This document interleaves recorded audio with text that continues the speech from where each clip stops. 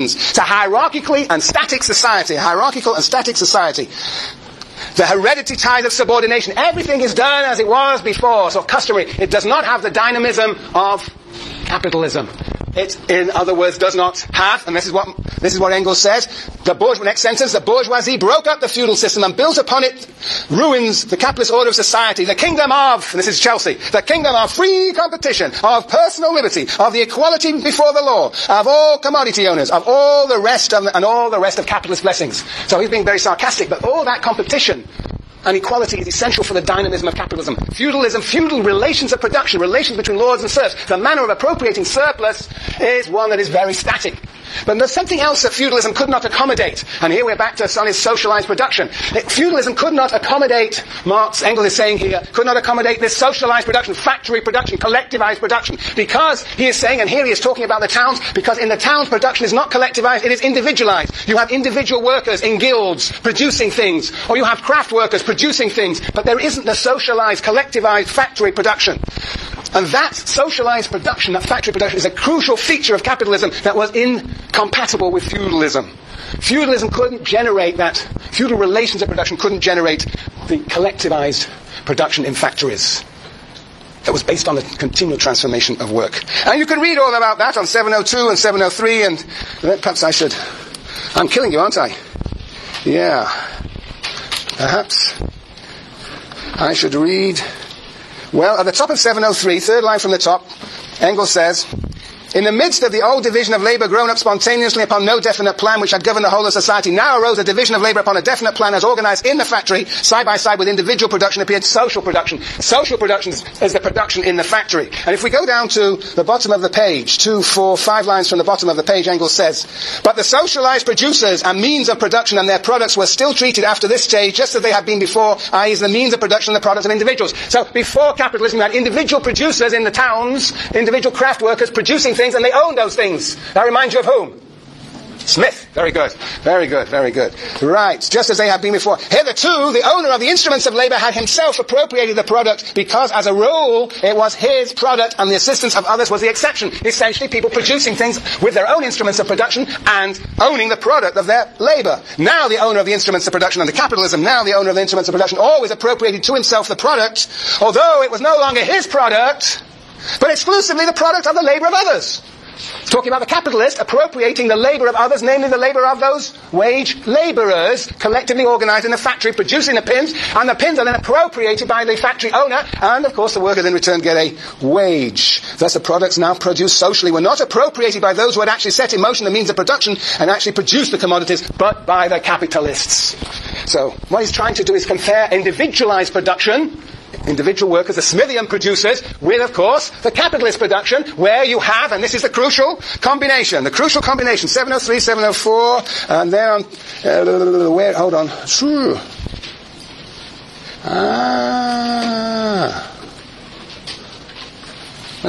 well, actually, it's embedded in 703, 704, what I just read. On the one hand, we have socialized production, and on the other hand, we have what sort of appropriation? Hands up. Matthew. Yes, individual, privatized. So this is the essence of capitalism for Engels in this piece. This is the essence of capitalism. That we have privatized appropriation. Privatized appropriation. The pin owner, the owner of the pin factory, privately appropriates all the pins, privatized appropriation, produced by the collective labourers. Socialized production. Socialized production. Okay, Sonny. So you're absolutely right. Socialized production is of the essence of capitalism. Private appropriation, the capitalist privately appropriates a product produced by workers collectively, socially organized in a factory. Socialized production, private appropriation. Which of these are the forces of production, which is the relations?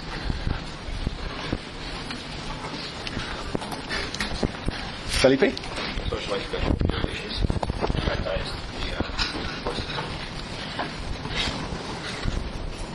Why do you say that? Because people have to come together in a factory. And what are they doing when they come together in a factory? They're entering a social relation. And what do they do when they enter in a social relation? They produce pins. And that is who does what with whom and how. And those are the forces of production. Okay? forces of production. Here we have privatized appropriation. What the capitalist is appropriating the products of the worker. And that is ultimately a way of appropriating what? Surplus. Those are the relations of production. So we have socialized forces of production. How we collectively... No? You are... Bridget, by any chance? No? Heather, that's right, yes.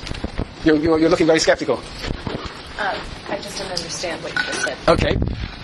Forces of production is the capacity to transform nature, or the capacity, way we produce things. And here the contrast is, we produce things collectively as opposed to we produce things individually. I can produce a chair myself, individual production, as opposed to somebody produces the seat of the chair, other people produce the legs and the back, and they put them together. That's socialized production.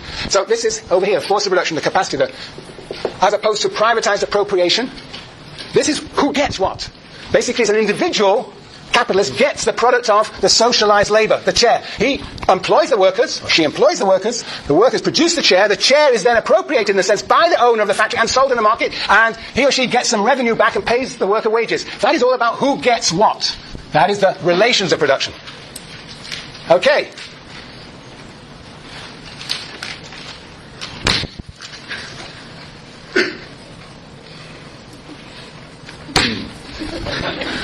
You've only got 8 more minutes, but we're going to work hard in 8 minutes. 8 minutes, good. What does Engels say about this? He says the contradiction. He says that there's a contradiction. The contradiction between the privatized and the socialized. Privatized relations of production and socialized forces of production. He says on 704 in the new paragraph there, Jason, why don't you read it out? Oh, you got the wrong book. You're 20 years out of date. No, it's 30 years, that book. What does it start with? On the new paragraph 704, the new paragraph. This contradiction which gives to the... Just pretend you're Trotsky, okay? And you're speaking to the people, and you're going to excite the people to rebellion. They're also passive, okay? Come here, Jason, come here. Go. Now stand on here. Come on, go. There you go.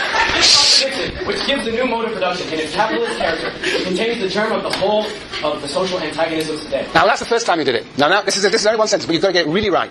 Try again. Really excite the people. Contradiction, which gives to the new mode of production in its capitalist character, contains the germ of the whole social antagonisms of today. The greater the mass... No, that's quite enough. We got like 10 minutes. Just hang on. So, just hang on. That is... This contradiction between the privatized appropriation and socialized production contains the germ of all the social antagonisms of the capitalist mode of production. So what are these contradictions? What are the social antagonisms? Hold on, we're going to do some bit more reading. You're doing great. Okay, let us look. Let's see what we can make of this. We're now actually on to... Where are we? We are on to point number 4. One of the contradictions manifested as follows. Now, I want you to read Trotsky, Leon. Not Leon, was it? What was his name? Lev Bronstein. Lev Bronstein. Very good. Очень хорошо. Молодец. Okay, third line from the bottom on page 706. The conditions of existence natural to the... You're not giving this really full flavour, Trotsky flavour. Trotsky must be turning in his grave at the moment. The conditions of existence natural to the animal appear as the final term... Hold on, what? Natural to what? 706, huh? Third line. The contradiction between socialized production. Okay. The contradiction between socialized production and capitalist appropriation now presents itself as an antagonism between the organization of production in the individual workshop and the anarchy of production in society in general. Now brilliant. Only Trotsky could have said that so beautifully. You want to go? Trotsky never fled from the podium. Never. Okay. Just watch. Keep an eye on the people. Watch them. The organization of production. Hold on. Shush. Concentrate. The organization of production in the individual workshop versus the anarchy of production in society generally. What is this organization of production in the workshop as opposed to anarchy in society? Can somebody explain that to me? Can somebody explain that to me? Oh, no, come on. Okay. Very good. Come on, all right. Organized production in the factory as opposed to anarchy in society in general. What is Engels talking about? Matthew. Talk about markets. Yes. What about markets? So in the factory, it all goes according to what the capitalist says, but in markets, the idea is that there's constant bargaining for prices, in the sense that, if consumers won't buy if prices are too high, and capitalists won't earn profit if prices are too low, and so nobody really knows what's going on. There's and as we were talking about earlier, competition is constantly increasing, so prices are constantly lowering. Chelsea, do you want to add to that? Do you want a paragraph or? Absolutely, paragraphs are always the best. 705, when he's talking first paragraph, or first real paragraph. Do you want me to read it from here? 705 first. Oh, social bonds. 705 first. Where you want to? We have seen that the capitalist mode of production process. No, I don't like that paragraph. Why don't you read the next paragraph? Next paragraph. Okay. Yes, it does. It says anarchy reigns in socialized production. All right, read that paragraph. All right, go on, read the paragraph. Yeah, it's your paragraph. You own it. Go on. From we have seen, or the next one? We have seen. Okay. We have seen that the capitalist mode of production thrust its way into a society of commodity producers, of individual producers. The social bond was the exchange of their products. But every society based upon the production of commodities has this peculiarity, that the producers have lost control over their own social interrelations. Each man produces for himself with such means of production as he may happen to have, and for such exchange as he may require to satisfy his remaining wants.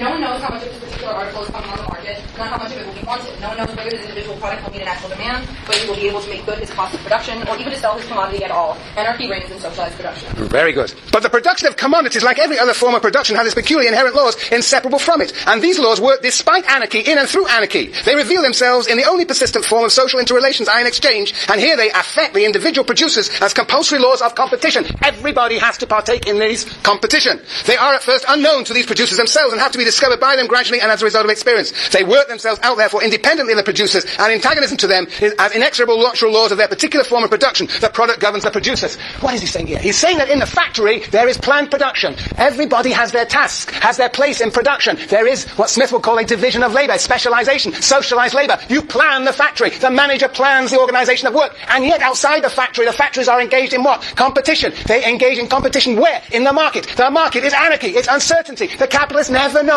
whether he or she will make a profit. Why are we facing such a crisis today? Because of the anarchy of banking capital. Nobody knows, and I mean nobody knows, what will be the consequences of a 700 billion bailout. Nobody has a clue. Nobody did have a clue. They were just hoping that it would calm things down. There is anarchy all around us, and it will affect our daily lives very soon. I want to insist that this whole banking crisis is the quintessential example of the anarchy of the market. No economists, you read these economists, they haven't a clue what's going to happen tomorrow. Everybody is being surprised consistently and continuously. The state, the treasury, Paulson and Bush, God help the guy. I mean, nobody has a clue. Nobody has a clue. In Europe, one country after the next is unable to fathom where the crisis is going to appear next time. Why? Because individual bankers are making individual decisions. They are not collectively organized. And those decisions are not made in the light of some collective interest, some collective vision, but they are made in terms of individual interest, and nobody can calculate, however, the consequences of everybody else's decision. That is the anarchy of the market, and is to be contrasted with the socialized planned production in the factory. And you are relieved, but only to read pages 700 to 717 for Thursday. Very good. Shit.